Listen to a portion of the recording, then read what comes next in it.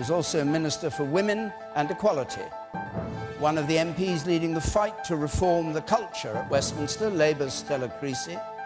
The star of television's Location, Location, Location, the property expert Kirsty Allsop.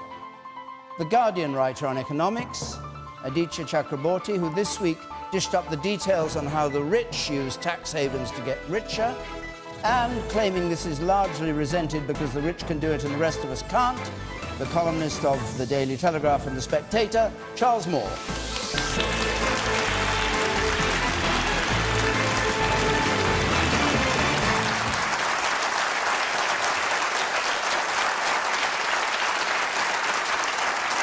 And just a reminder, thank you very much, a reminder at home, if you want to get involved in the argument, you can argue along using our hashtag BBCQT, either Facebook or Twitter, or you can text us 83981. Push the red button to see what others are saying. Now, our first question tonight is from Gemma Collins, please. Gemma Collins. In light of recent events, can Theresa May still call her government strong and stable? Can Theresa May still call her government strong and stable? Stella Creasy. No.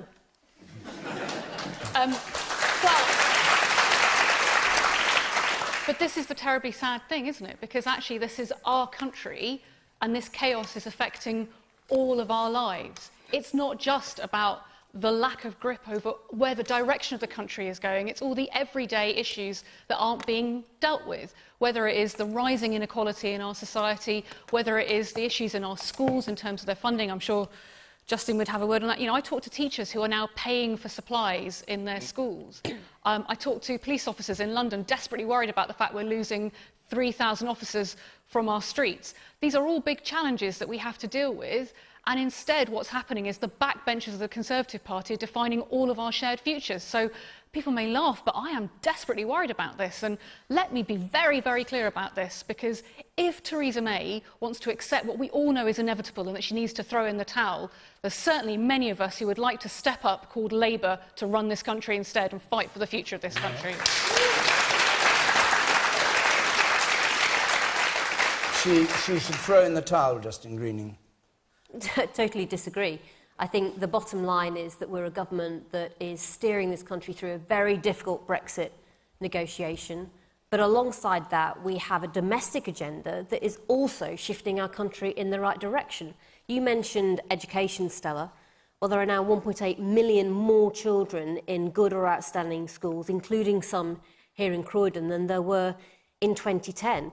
When you look at people's take-home pay, we've taken millions of people out of paying tax altogether and raised the personal allowance for around 30 million people.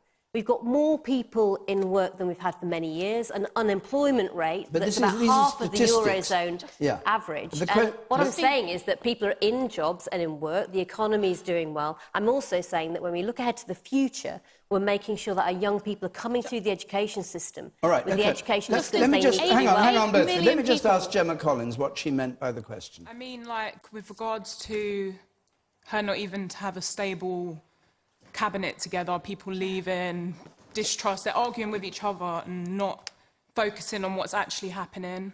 And when Justin Greening gives you a list of statistics about things that are... does that not convince you? Not really, no. Not really? When in the news something's happening every single week, every day, another problem, it's all noise just to cover it up. Justin, I'll come back to you. Kirsty also. I think the point you made, Gemma, about the news is very interesting. We're living in a very different news environment than we've ever lived in before. When I came on Question Time for the first time, about 8 years ago, Twitter didn't exist. The social media world in which we exist today does give us a sense of being destabilised. Things seem to be happening every day that we can't keep up with. Well, like 2 cabinet ministers resigning in a week. OK.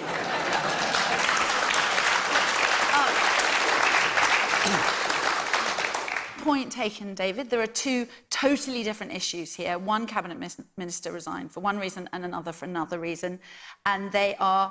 I don't think they relate, either of them, to Theresa May's current government. They are 2 separate issues, and which we could discuss further. OK. Charles Moore. No, I think they do both relate to Theresa May's government, because President L.B. Johnson said that the first skill a politician has to have is arithmetic. And what he meant by that was you have to add up what votes you've got and see whether you can win. And of course, because the Tories did much less well than expected in the election, they haven't got strong and stable government, and they can't because the arithmetic doesn't work. It's very knife edge.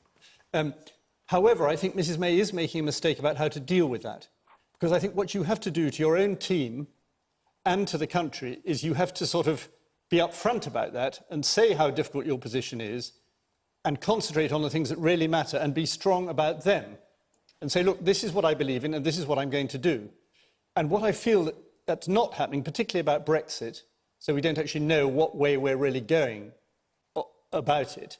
And I think that what you see with the government, and this comes from the top downwards, and you can't blame the lower people for this really, is you see it's governed by fear. So what it's always thinking is, help, we're going to get into more trouble if we do this, so we better do that, or we better not do this. And so actually what's going on is its room for manoeuvre is narrowing all the time. All right. And I really do think that's a very unfortunate position to be in. Aditya, I'll come to you. Justin Green, you just want to answer Charles Moore's point as a fellow Conservative? Well, we are a minority government, but I think in practice, most of what we deliver on a day-to-day basis is on legislation that's already been passed. So, Gemma, I know I gave lots of statistics, but actually it's because I wanted to give you some actual facts of what we're achieving, because I recognise sometimes when we make our arguments, it's hard to, frankly, pull out what's really going on. So these are the facts of what we're doing on the ground, and I absolutely, yes, you won't see many of them in the paper because they're good news.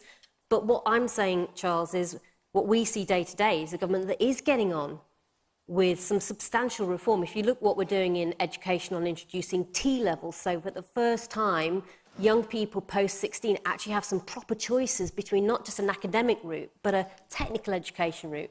Those things are actually happening on the ground, and we're getting on with that, and they will make a profound improvement to the opportunities for our young people in the years to come. But the whole is so much weaker. It's weaker than the sum of the parts, if you see. It's not. The question is, you always want to know of a government, is where are you leading our country? And this is particularly true when we're about to make a massive change in the whole composition and constitution of our country. We need to know now, we need to know really in the next 3 or 4 weeks, what are we going to do to achieve the Brexit we voted for? OK, you sir, and I'll come to you now. Yes. The PM has failed to lead the country. She had one job to prove herself, and that was to fire Priti Patel. And then Priti Patel had to resign. Now, we have a government where it's led by a person who cannot even fire someone who has broken the ministerial code.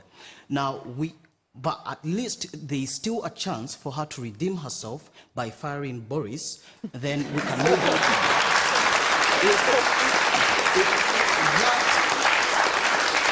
If that doesn't happen, trust me, she has until Christmas and the government will fall. Okay. She has to redeem herself. All right, we'll maybe come to that in more detail at each other on the main first point about whether the government is strong and stable. Well, the straight answer to that is obviously it's not strong and stable, it's weak and increasingly wobbly. To lose 2 cabinet ministers in a week, goodness me, I wonder what the next couple of weeks will bring. But the one bit of your question that I would take issue with, Gemma, is when you say in light of recent events. Because what I see going on with this government is a culmination of 7 years of doing the wrong thing over and over again. So they've said that they will fix the economy. Actually, they've tanked it so badly that we're going for the biggest squeeze on our living standards since the Napoleonic Wars. Theresa May says she's there for the just about managing, and she takes money off the poor and she sends disabled people to their deaths.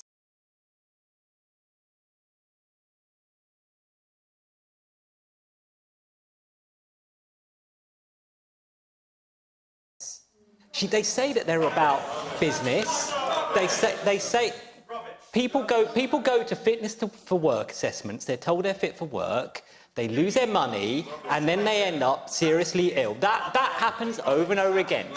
If I can finish, the other thing that they've said is they are pro-business, they're pro-competition, and then they take us into a referendum which they bungle. They don't get the result they want, and so we end up heading towards Brexit. And they can't even manage Brexit. OK, hold on. Don't shout out. Wait, stick your hand up and make your point if you want to. Yes, you, sir. Go on. We voted for Brexit, and Theresa May is fulfilling that pledge. Now, you use inflammatory language. You're like the Donald Trump of The Guardian. You use inflammatory language, saying that disabled people... You're basically accusing people that vote Conservative and Conservative representatives, such as myself,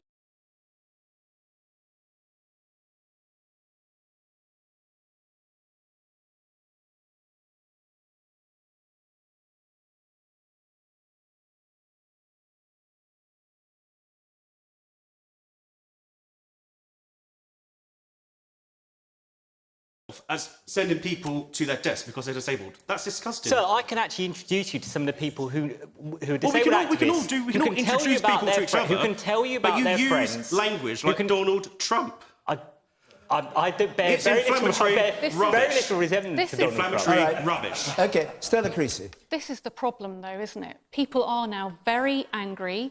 They're very scared, because I'm being in an unusual position to agree with Charles Moore. Nobody knows the future direction of this country, and whether it is to do with Brexit and 18 months on literally having no idea, the Prime Minister promised us certainty we don't have that, or it's the simple, you talk about facts, Justin, most people here will recognise there is too much month at the end of their money, that actually we are now a country that is more indebted than ever. Who here manages to pay off their credit cards every month? Who here actually recognises the cost of living is going up and up and up and is worried about what is going to happen next? And you're looking at a government saying, lead us. And instead you're seeing rogue minister after minister, story after story. I understand where you're coming from, Gemma. I think what we have to do, though, is ask for action, because it cannot continue like this. It's just too dangerous. Hang on a second. Let's hear from more men here, and now come to the seat. Yes, first in the third row there, you. I just wanted to pick up on Charles's point about arithmetic in the last election. The Conservatives didn't win as many seats as they would have liked to, but Labour also didn't win the last election. So I think, hasn't the time come for some proper cross-party coalition support? Because we're headed towards a national disaster. OK, the man over here. Theresa, with the glasses, yes. Stella, I must take issue with you about your comment about you can't wait to get into power. The Labour Party are not in power. They can say anything, promise anything, spend billions, and they're not accountable. But fortunately, in Croydon, Labour are in power. And the Labour Council run the Children's Services Department, which has just received the most damning Ofsted report ever, where it has failed on virtually every single measurement and count. All right. It is now in special measures and is being overseen by a government-appointed inspector, because you can't be trusted in power to actually do the job. All right, let Stella answer that, and then I'll go to somebody else.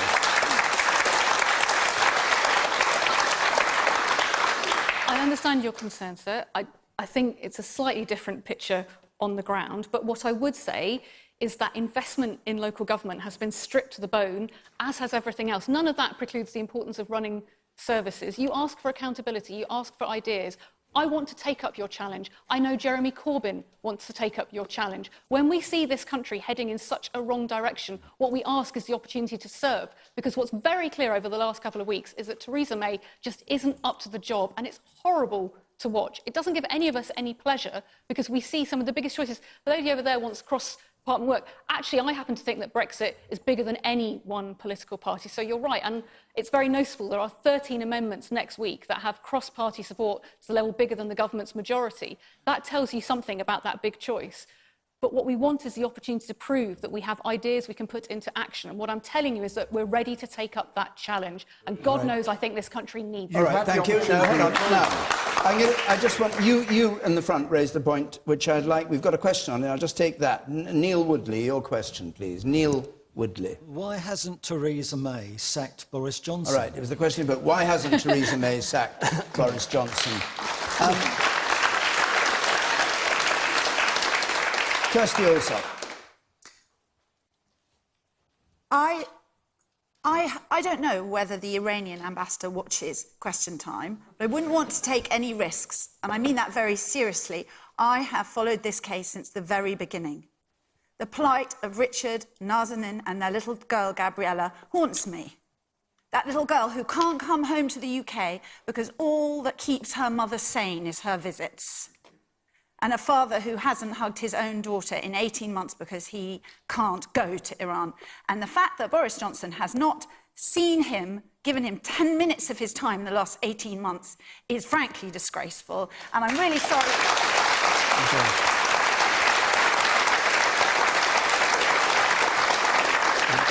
All right, maybe Charles Moore. Kirsty said something in the last answer to the previous question, which I think is important in all of this, about the rush of things that happens in the age of Twitter. Clearly, Boris Johnson made a mistake, but I would ask people to think about who's really at the bottom of all of this, who's really to blame in this. And the answer is the Iranian government. It's Iran that is behaving absolutely intolerably to Mrs. Radcliffe. It's Iran that's locking her up for no good reason. I think Boris was very remiss not to get his facts right in his... But the whole idea that somehow this is all the fault of Boris seems to be a classic example of how we in this country are very parochial and we sort of focus in on the latest piece of Twitter storm rather than what's the real picture here. Charles, sorry to interrupt you.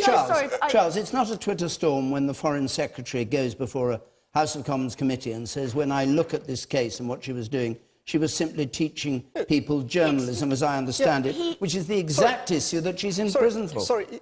Boris was wrong. I'm not defending You're saying it's him. a Twitter storm. And he should have got it right. No, the Twitter storm is about trying to get him out. It's not about... Of course he's wrong and he should be criticised.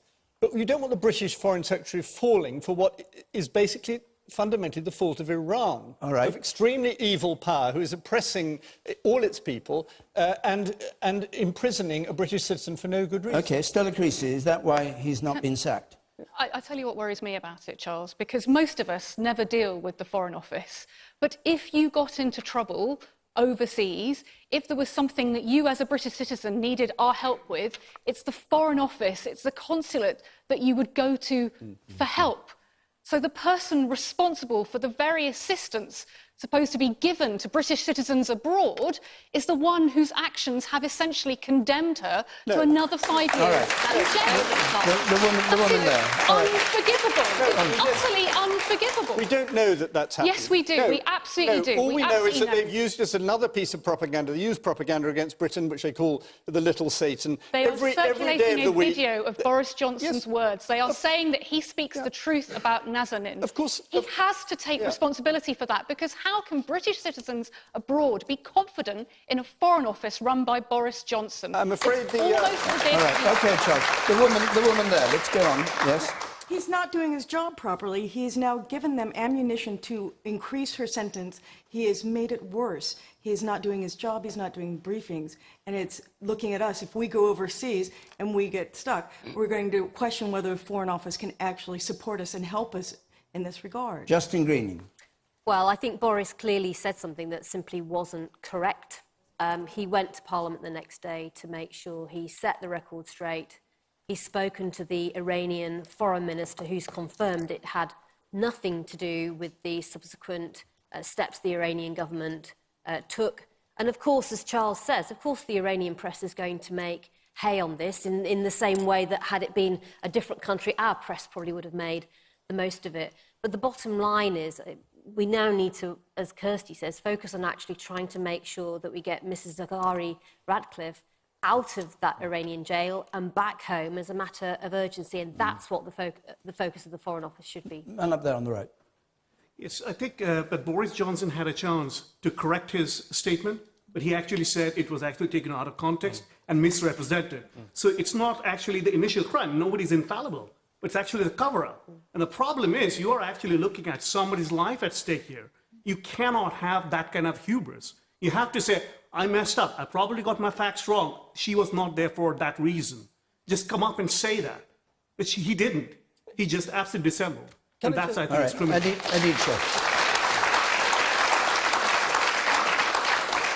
I mean, the simple answer to your question is he hasn't got the shame to resign and she's not strong enough to sack him. That's really what's going on. Kirsty's completely right. He couldn't be bothered to meet the family beforehand. He couldn't be bothered to meet the family and their MP. He couldn't be bothered to get his facts straight. And then he couldn't even be bothered to give a proper apology. He gave a faux apology when he said, if I've offended him, I'm really blah, blah, blah, blah, blah. I mean, the man is an utter joke. This is meant to be our diplomat-in-chief, and this is how he's behaving. Right. Can I... Yes, very brief, Charles. I'm sorry, these things that are being said are not being said by Mr Radcliffe himself. He said that Boris has been misrepresented by the regime, and that he said in an interview this morning that he thought it was a good thing that this had at least... I mean, he's not happy about the situation, but he said it's a good thing this has raised the salience of the question. Because one of the things the Foreign Office is always trying to do, and Boris should never have given in to his own office on this, is avoid questions like this. They hate questions about protecting individual British citizens because they always say it interferes with wider policy. And actually, in a funny way, this has turned out to bring more attention, thank goodness, on her case. It is true that Richard Ratcliffe has said that it will bring it further up Boris's inbox. That's what he said. But he also said there's a direct link between Johnson's comments and what's happened, according to today's Times. Yes, all right. We'll go on. Before we go on to another topic, though, just let me say where we're going to be next week. Newcastle next Thursday, Colchester the Thursday after that. On the screen there are the details of how to apply to come to take part in these debates. And now I want to take this question from Tiwa Aguirre, please. Should wealthy individuals be villainised for legally making tax savings? Should wealthy... Well, we know this is all about tax havens abroad. Should wealthy individuals be villainised for legally making tax savings? Aditya, you've been in the van of this. What's your answer? Just to make it clear, I'm not one of the reporters who worked on this story. I'm just a columnist, and there, as we see, 10 a penny nowadays. Well, 2 a penny on this panel. Yeah, exactly. But the thing I found shocking about this set of tax leaks, which is the latest in the series of tax leaks, is how normalised tax avoidance is if you're in the super rich. So nowadays, it could be the Queen's wealth advisors would think nothing of shunting her cash off to the Cayman Islands. I don't think it's about villainising the particular people. I don't think you even need to say, you need to go as far as saying that tax avoidance is illegal. It's not illegal. Tax avoidance is perfectly legal. It's just not legit. It's breaking the spirit of the law. It's not necessarily breaking the letter of the law. And what we have to ask ourselves is, how have we got to a situation where the super rich in this country will send 30 to 40% of their wealth into tax havens, while the rest of us are pay as you earn and have to pay our taxes? So we pay for the roads, we pay for the food regulation, we pay for the law and order and the armies and all the rest of it, and the super rich don't pay their way. How have we got to that situation, and how do we put that right? And I think that's what the Paradise Papers that were issued this week, that's the question it gives us, it forces us. We're at a point where we have to make a choice. Do we want money to go to our schools, our hospitals and all the rest of it, or do we want to shovel money into the pockets of people who already have plenty? And if these are legal...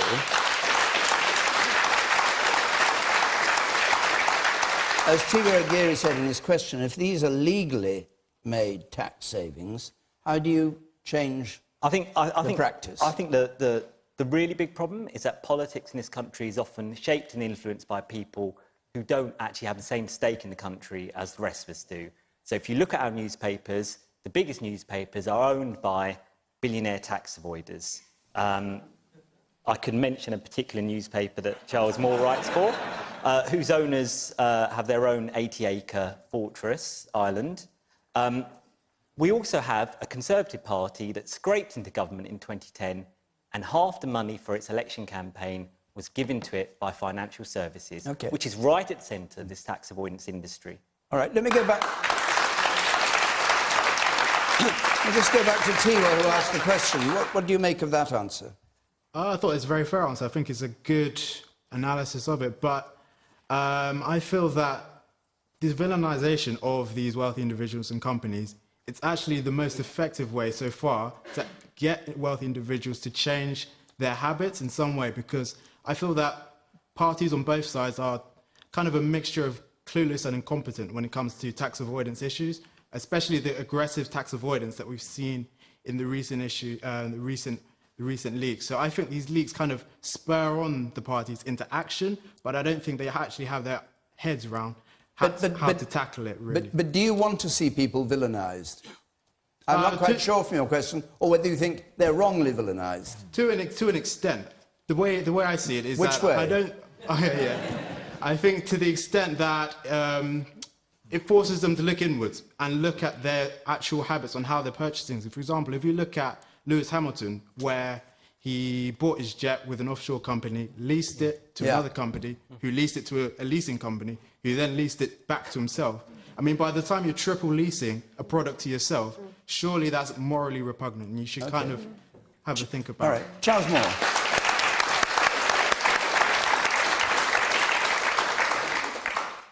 The trouble with this story is it's actually a huge bundle of all sorts of different things, some of which are very unacceptable and some of which are not.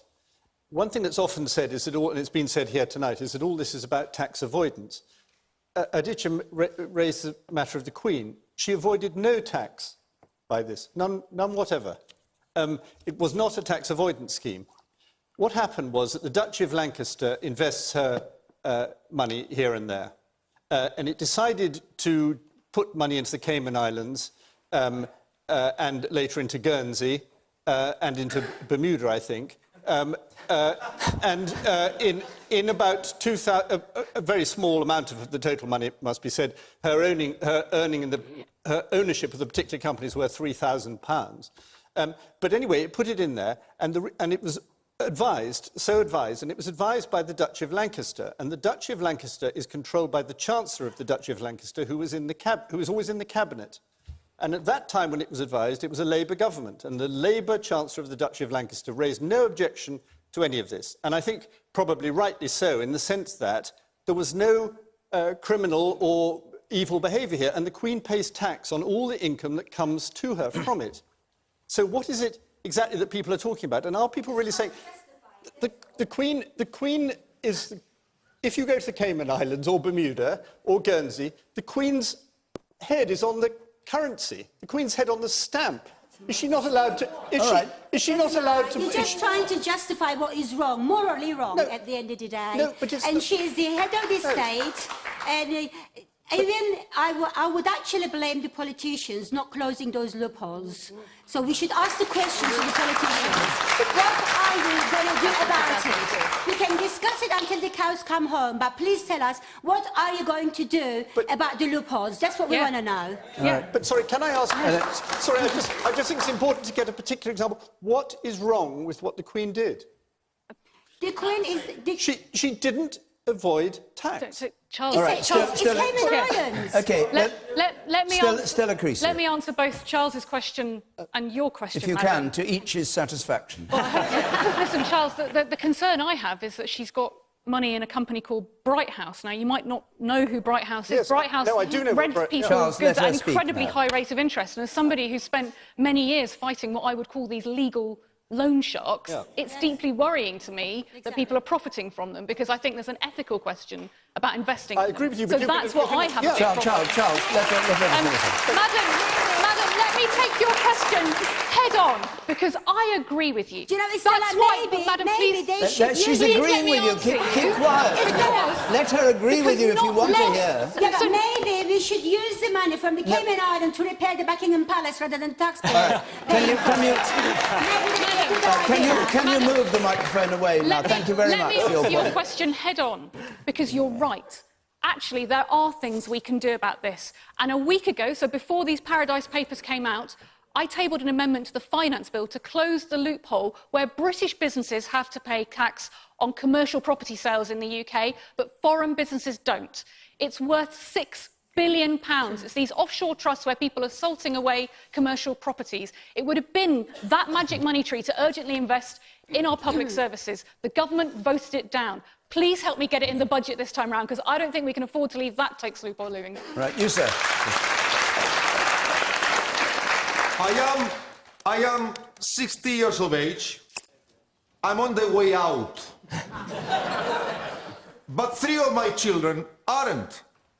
A 22-year-old, a 20-year-old, and an 11-year-old who are living in austerity, who are forced to get into debts, with an NHS that needs £24 billion to exist.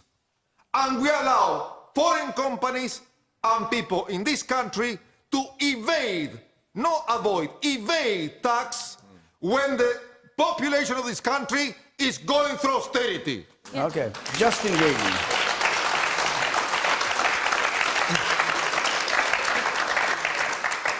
People should absolutely pay their fair share of tax. But these Paradise Papers are largely from years and years ago. Some of the situations we've just been talking about were literally from 2004, 2005. And I agree that all of those tax loopholes needed to be closed. And that's precisely what we've been doing since 2010. We've closed so many of them that we've actually raised £160 billion of extra tax from those measures. And I have to say, Stella, I heard you talking about your tax measure that you want to do, but before the last election, the Labour Party failed to support 3 key tax measures that were in the finance bill that we were trying to get through Parliament. Justin, and you called nobody an emergency could election. understand. Why did you vote down new clause 2? Hang on, Stella. You haven't answered my question, which is why did the Labour Party fail to support 3 key measures? One of them was actually about stopping companies shifting profits overseas so that we could actually tax them. I've just given you a clear example of us trying to close a tax loophole. You voted it down last week, Justine. I checked. We had a general election called and the finance bill went through it. You haven't because we had a my general question. election called, and so it went through the wash-up. This is the same piece of finance legislation, isn't it? The situation isn't it, that Justin? This is the same piece of legislation. You could have closed a £6 billion loophole that most other countries have closed, and you chose not to. If I can finish, this was about getting the finance bill through Parliament before the election was called. There were 3 major measures to reduce tax avoidance. Labour wouldn't let them through. The bottom line is that the gap between how much money this country is owed in tax and how much we're actually being paid and collecting has never been lower. We need to do Why did you more. vote against my measure? We do need to do more. If you think we need to do more, why did you vote against it? If you could let me finish, Stella. No, wait a minute. I want to come back to what Tiwa said, and the key point which Charles Moore was talking about, the lady up there was talking about, which is about money moving abroad and being used abroad. What do you make of what your former leader, David Cameron, said? You remember the words, no doubt. Some of these schemes we have seen are frankly morally wrong. Do you agree with him that moving money abroad, frankly, is sometimes morally wrong? Or are you in favour, as Charles is, of the Queen investing there and anybody investing there who wants to? I think there are 2 aspects of this. First of all, when there is aggressive tax avoidance, that should be shut down. One of the things... What is aggressive tax avoidance? Well, when people are deliberately moving profits away from the UK for no other reason than they're trying to avoid tax. And that's why we brought in the diverted profits tax to precisely do that. But the second point, and this is why I wanted to pick up Stella, is if as a country we're not happy how the rules work, then it's Parliament that should change them. But it is pretty galling to have a Labour MP telling us that we can't change the rules when they stood in the face of changing them before the election. Indeed, and we've passed 75 separate tax avoidance measures. You've been in power for over 7 years and you keep on blaming this Labour government. Right. We are in 2017. Can you please list us what you're going to do as a government so that this can be avoided? We need to deal with the lawyers who are involved at the centre of this because they take part in this and nothing happens to them. Yeah. How about you penalise these lawyers so that they cannot take part allow in her the to practice? answer. Thank you. So you're right. First of all, we need to continue closing this gap that is smaller but still there between what we're owed and what we actually collect. Secondly, we need to make sure that on transparency and the new rules that all these overseas territories have to follow about being clear-cut, who owns these companies that are based there, who owns and runs the trusts, we need to make sure that information is being shared with HMRC, which now it has to be automatically. And then the final thing is we need to make sure that HMRC is staffed up and resourced up properly to be able to go after that. And that is precisely what we're now doing, because we changed the rules and we can now make sure we continue to close the tax gap. But part of this is continuing to stay up to date, because as we close down these schemes, accountants and lawyers will try and find out new ones, and that's why this business is never really complete. The woman, hang on a second, the woman there, yes. This is a question of morality, not of legality. And someone asked me the other day, what would I do if I had all these millions of pounds? Wouldn't I move it offshore as well? Well, I can certainly say I would not do that, and I hope that a lot of people in this room would be able to say exactly the same. You would or you wouldn't? I wouldn't. You wouldn't. Kirsty also. The financial advisor, Martin Lewis, did a Twitter poll today, and he asked people whether they would give cash to a builder in the knowledge that this was breaking tax rules but giving them a discount. And 53% of his respondents said they would. The one thing about this I object to is the belief that it's just the rich that avoid tax. No one has ever come to me and said, I want to pay £250,000 for a property, not £249,950, because I want to pay the higher stamp duty. We live in a culture of tax avoidance. Every time you go to an airport, there's a sign saying tax-free, tax-free. People are actively encouraged not to pay tax. From the top to the bottom of our society, people are doing it. Let her finish. She only just started speaking. Aditya, I know what you're going to say. Now, wait a moment, everybody. Just let Aditya, Kirsty have her say, and then I'll bring you in. There's no good shouting out.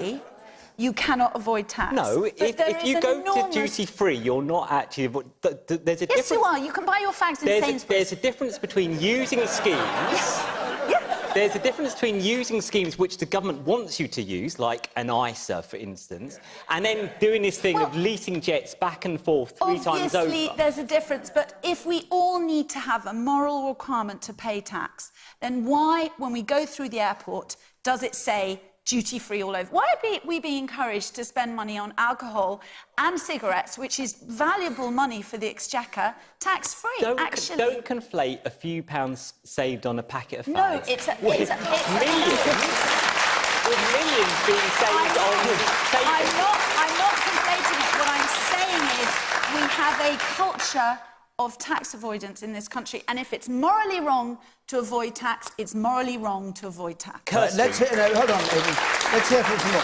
Man in red there, you say, yes. Kirsty Allsops equates escaping 400 cigarettes tax with the same as the Duke of Westminster.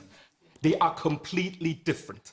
That 0%, if he had paid the inheritance tax that all of us would have paid, and have to pay, and I pay my taxes, that could have supported one day's expenditure in the NHS. Apple pays 5% corporation tax. How much do you pay? So let us be clear about this. Let us be clear about this. Well, I think you've made the point. Charles Moore, do you want to answer? I would like tax avoidance to be made illegal. You want I would like tax avoidance, which is institutionalized tax evasion, to be made illegal. Charles Moore. I think it's very important to understand that a lot of the wealth of a great many people is tied up with what people sometimes call tax avoidance. For example, if you have your house, one house, you pay no capital, pay no tax on selling it. How many houses do you have? No, I'm saying...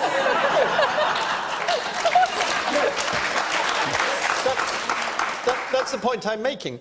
Most people who own a house, which is the majority of the population, own one house. And no. When they sell their house, they pay no capital gains tax on it. And the result of that yes, but they don't pay capital gains tax. And if they were to have a house of half the size and invest money in the stock market, they would pay tax. Yes, but of course. But the point about this is that it's a very bad. It's another world. It's another world. No, it's not another world. The point is that the wealth of most British people is distorted by the fact that they don't pay capital gains tax on their house, and therefore they put all their money into their house.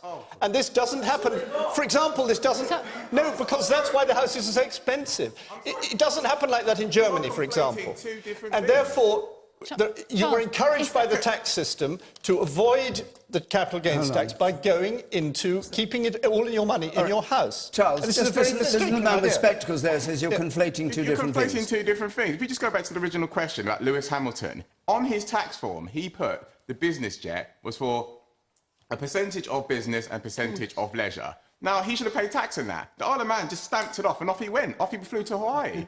It's a nonsense. The second point, you talk about housing, is another interesting point as well, because, again, I think you're conflating two different things here. But presumably that one that you've described, Lewis Hamilton, the Isle of Man... clear as glass. That's clear as glass. But then HMRC will be after him, won't they? But why? They are looking into it. Why They're looking into the...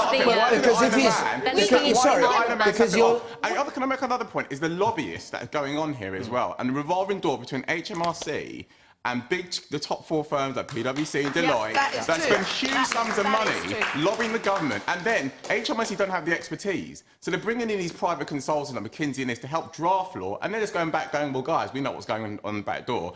We'll just devise a plan to get around it. It's not being addressed. This gentleman's talking about what's called the common purse payment. And what the government does, which is a cosy deal with the Isle of Man that allows them to do this. There are always choices, just as there's a debate to be had about fairness. I don't think it's fair that British businesses have to pay a tax that non-UK businesses don't pay. Exactly. And I don't understand why anybody would hold UK commercial property overseas and overseas trusts as UK property, but they are. We, as taxpayers, are paying for the consequences of that. So the question for all of us is, what are we going to do do it? Because our public finances but you're and in our power. fairness, You could, as you can see, is you're in the House of Commons. She's not in I'm power. trying. I'm trying. I The promise Labour you. and Conservative, no one has tackled this. Transfer pricing, for example, has been going on for years. And Fine. both parties have had opportunity to stop that. OK, it sounds like you ought to be in the House of Commons.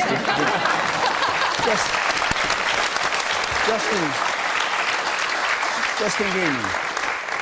Well, we have been taking measures to try and clamp down on this in terms of intellectual property, transfer pricing, companies who shift their profits from the UK to another jurisdiction, often one of these overseas territories perhaps. That's what the diverted profits tax was all about.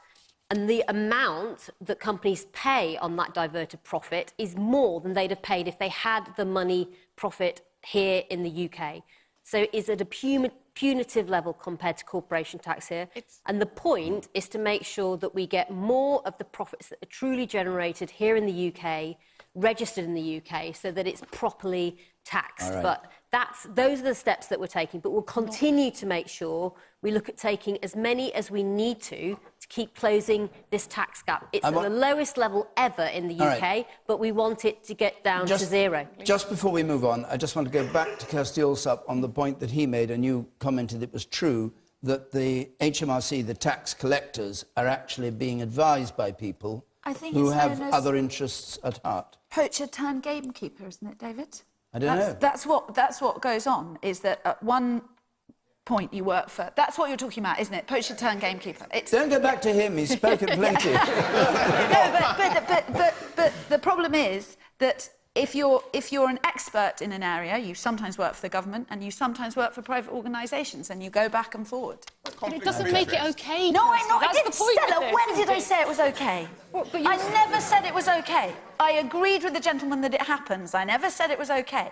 I don't think any of it's OK, and I have never said any of it's OK. It's definitely not OK. I think we have a culture of tax avoidance across the whole of the country. Don't forget, the former Chancellor struck a sweetheart tax deal with Google to allow them off their tax bill, and then said it was an incredibly good deal for Britain. I mean, you don't even need to look at the HMRC. You can look at our elected politicians. Look at the guy who used to be senior in the Conservative Party, Ashcroft, a non-dom. All right, let's go on. Thank you. Let's take a question now from Nathan Langford, please. As a 17-year-old schoolboy, how is it that I know how to respect women better than some of our government ministers do?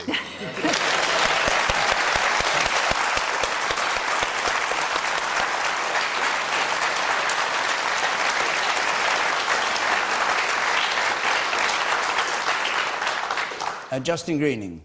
I think it's a really good point, and I think when you look at what's been happening in the States with the scandal around Harvey Weinstein, or indeed what's been going on in Parliament, across all parties, frankly, I think there's a real need for a massive culture change, but backed up with some rule changes. So if you look in Westminster, the problem is that for too long, if people have had problems, not just women, but also men, there hasn't really been a way for them to get them properly followed up. And often they've only been left with talking to people within their party, often the party that they want to build a career in. So they've not come forward. And I think what we're now seeing across the board, whether it's show business and entertainment or indeed politics, is people who perhaps didn't realise other people had experienced these issues now coming forward. I think that's good, but I do think we need to make sure we have the processes in place within Parliament, and I think parties need to bring forward, certainly as we're doing, and I'm sure Stella will talk about the Labour Party, a code of conduct so that we actually set ourselves high standards. Well, less than 24 hours after we broadcast revelations about the scale of sexual harassment in Westminster, the Conservative Party has moved swiftly to send its MPs a new code of conduct. It's been drawn up by the Conservative Chief Whip, Sir George Young, who describes it as a basic statement of what should be best practice in the workplace. But not a single MP will be obliged to sign up to it. And parliamentary staff will be able to access it only if the politician they work for has adopted it. So, as I've been hearing further claims about harassment and bullying, will a voluntary code make any difference? And then finally, I mean, you made the point about your understanding of respect. Absolutely, schools have a key role to play in all of this. And one of the reasons we are updating relationships and sex education for the first time in 17 years is because it's important that that stays up to date and relevant for young people in our education system right now. Okay. Kirsty also. 25 years ago, when I was selling classified sales, a guy came up to me at the coffee machine and did a pelvic thrust behind me. And I turned around and told him to F off at the top of my voice. And I was the one that ended up with a threat of a written warning, not him. With a written warning? I ended up being threatened with a written warning, not him. And at the time, I thought it was grossly unfair. And I think 25 years later, that wouldn't happen. But this is about power. And I rang a friend this morning. You know, you're coming on Question Time, you do a bit of chatting. And she said to me something very interesting. She said, of all the incidents that have ever happened to me, there's never been a member of staff that was junior to me. This isn't about sex, it's about power. It's about people. It's about people who are senior to people that are below them and exercising a degree of control over them. And when it happens, you remember it, and you remember it forever. And I'm quite a robust person. I'm quite capable of telling people to F off. And I remember it. What I would say is there's one other point, and I would address it to the young man. I'm so sorry I didn't understand. Nathan. I was recently given a diversity document from a production company I do some work for, and it said in it, use of affectionate terms such as darling will also constitute sexual harassment. And I rang the HR department and I said, I think this is wrong. I don't think the use of the word darling does constitute sexual harassment. And I'm still battling with them about it.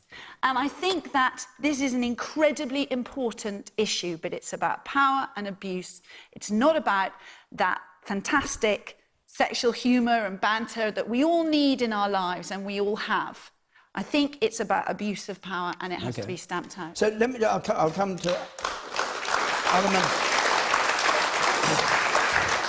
But Nathan, you asked the question, how is it that you know how to respect women better than some government ministers do? What's your answer to that question? I'm completely astounded. Like we've seen with Michael Fallon and other government ministers, the sex toy minister, it's absolutely disgusting. And yeah, I agree with what Kirsty's just said. This has to bring about some kind of change. But if it goes too far that men and women can't talk to each other, can't like touch each other friendly in the workplace like that, that's how some relationships are started. That's how people get on. 40% of people meet in their workplace. Exactly. Yeah, so I feel like if people are segregated in the workplace, if men and women feel estranged from each other, then surely that's corrosive to society. But you think this is also, you think this is a generational thing? When you say I, as a 17-year-old schoolboy, you mean that you're of a generation that does respect women in a way that an older generation doesn't? Not entirely. And I'm going to get a lot of flack for this when I go out to school tomorrow.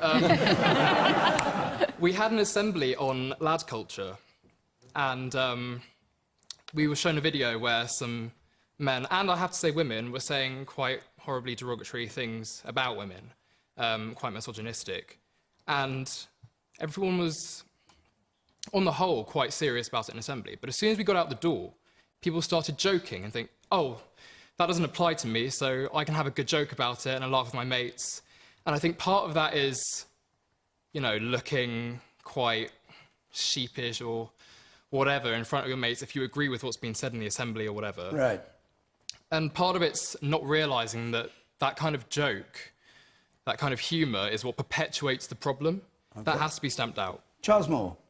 Of course, the answer to your question, you said, why do I have to respect and for women and politicians don't, it does relate to what Kirsty said. It is because you don't have power yet.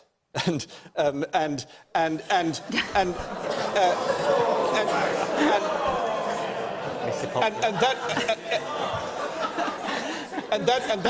that is the basic problem we're dealing with. Kirsty's absolutely right about that. People exploit their power. And they exploit it in sexual matters, and they exploit it in terms of money and in terms of manipulation. Of course, not all powerful people do that, but that is the temptation. So how do you try and deal with this in an institution like the House of Commons, in politics? It's actually very difficult, because one of the things that can happen is that when you move so fast from this was all tolerated when it shouldn't have been, to a thing where somebody can be ruined by an accusation, you have a whole load of new problems. And poor Mr. Carl Sargent, who seems to have killed himself at the beginning of this week, is an example of this. Yeah. He was chucked out of the Welsh government and suspended from the Labour Party, and he never knew, and he will never know, what he was accused of. This seems to be terribly wrong. And it's again this sort of the rush that Kirsty referred to very early in the programme on another matter, that people actually are more keen to accuse people than they are to get to the bottom of this and really sort it out.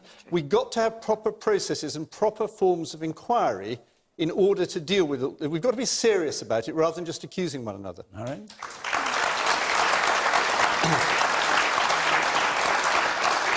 So, Stella Creasy, is that an argument that does apply to Carl Sargent and the way he was treated? So, I know people might want to get into individual cases. I'm not going to, because I'm very mindful that there will be alleged victims, there will be family members of Mr. Sargent who might be watching this tonight. And it is a tragedy that Carl has died. I worked with Carl, I knew Carl. What I do want to talk about, so where I can agree with you, Charles, is about the importance of a process. And what we have to do, particularly in Parliament and public life, is take this away from the politics of it. A very, very wonderful young woman in the Labour Party called Bex Bailey went forward and was given a careers advice lesson when she tried to report a serious assault. That must never happen. We need people who are capable of dealing with people who've suffered trauma. That's what we're talking about. Because the challenge when you're dealing with this is one of the few things that happens to people, and people always question you. So if you were to say, I had been burgled, nobody would say to you, are you sure? What was your house looking like at the time? Tell me about the windows. Tell me about the doors. Sadly, what happens with this, partly because with power comes the capacity to shame people and to silence them through shame. That's what we have to be able to break through. There have been some incredibly brave people who've come forward in the last couple of weeks. The duty and responsibility on all of us, absolutely, is to get the process right, but to do it in a way that makes sense for victims of sexual violence, sexual assault, and the problems that we're seeing now. We're a long way off that. We can get there if we take away the hysteria and the idea that somehow there is a witch hunt, and recognise how difficult it is for people to come forward because of that concept of shame. And that's not just in politics, that's across society. Yes. The best thing in grey there, yes. I think that Nathan made a very, very important point. He said, as a 17-year-old, he has more respect for women than some politicians. Charles, you said that is because you do not have power yet. By you saying that, you are insinuating that when he becomes a very powerful man, that he would then abuse women, and that is not right. What we have is a culture where sexual abuse and sexual harassment towards women is accepted because men are powerful, and that is clearly not right. You cannot insinuate that because he is not powerful, then that's why he doesn't respect women. Respect of women should be a universal standard. It should be by politicians. Regardless if you are powerful, if you are not powerful, it does not matter. So making that statement is perpetuating a very, very bad idea. It is what you said, Charles. I'm sorry if I didn't make myself clear. I completely agree with that. The point I'm making is about the temptation that people get when they get into power. And this is what the abuse that has to be looked at all the time. It's not an excuse for it, but I'm explaining it. But Charles, I also think there's a generational issue here around perhaps what a younger generation thinks is acceptable. And I think attitudes have moved on, and I have to say, in the right way, frankly. Aditya. I think that's right. There is a cultural problem here of trivialising women. Sometimes that expresses itself very violently. Sometimes it expresses itself in the pages of our newspapers and in our media.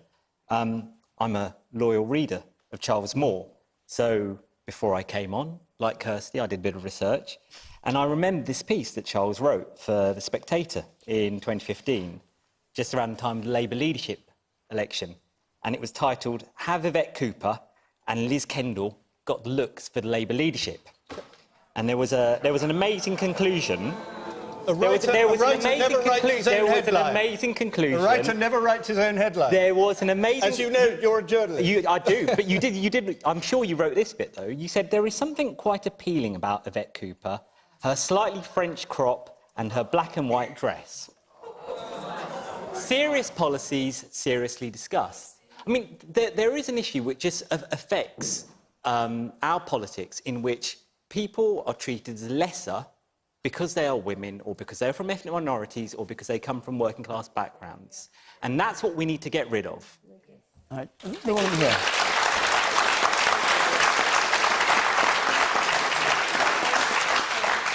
I was listening to what Justine said, and it was just a bit worrying that she said that they released a code of conduct. Like, you would think that that's something that should have already been done before you'd even made Parliament. That's not something that should have already happened. And it's just a shame there isn't a lot of women in Parliament, but these kind of situations are going to deter women from even wanting to be in Parliament, because it's those kind of things that, and the way that it's treated, and the way that it's handled, it's not something that's just been happening the last 3 or 4 years. This is probably a generation of culture that's continued, and nothing's been done about it. I don't know why now it's suddenly media that wants to keep up with it. So what we're doing is updating. There was a Nolan inquiry a long time ago when there were issues like this in the past around standards in public life, and what we're now doing is, frankly, making sure it actually is fit for purpose today because of the problems that we can see today. But, you know, as we've been saying on the panel, a big part of this is Parliament as a workplace having some independent support and grievance processes for people who work there, who need to raise issues and get them dealt with. And within the parties, that doesn't work as effectively, which is why we need it. Just a couple more points. The man at the back. Be quick, if you would. Might I suggest that Mrs May was to appoint a minister for manners and courtesy, and I would suggest Jacob Rees-Mogg. OK. No. OK. And you say yes? I think there is an element of we need to be very mindful of people who are being accused in terms of levels of protection. A prime example, sadly, is the Welsh MP. I'm very mindful that we have had a lot of celebrities and a lot of politicians, ex-service personnel have been effectively hounded erroneously, as it turns out, but their identity was splashed across all the social media. Now, if an alleger is able to have some degree of anonymity until an individual is charged or goes to court, surely they're also entitled to some protection. This is such an important point, because we don't have anonymity for any type of crime in this country.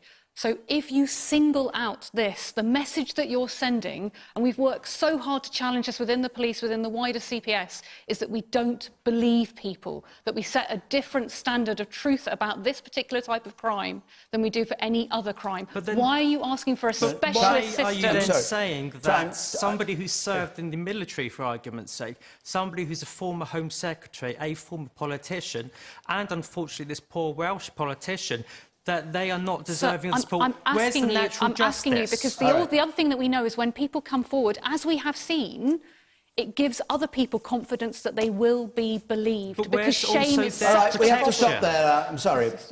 Apologies to you both. Our hour is up.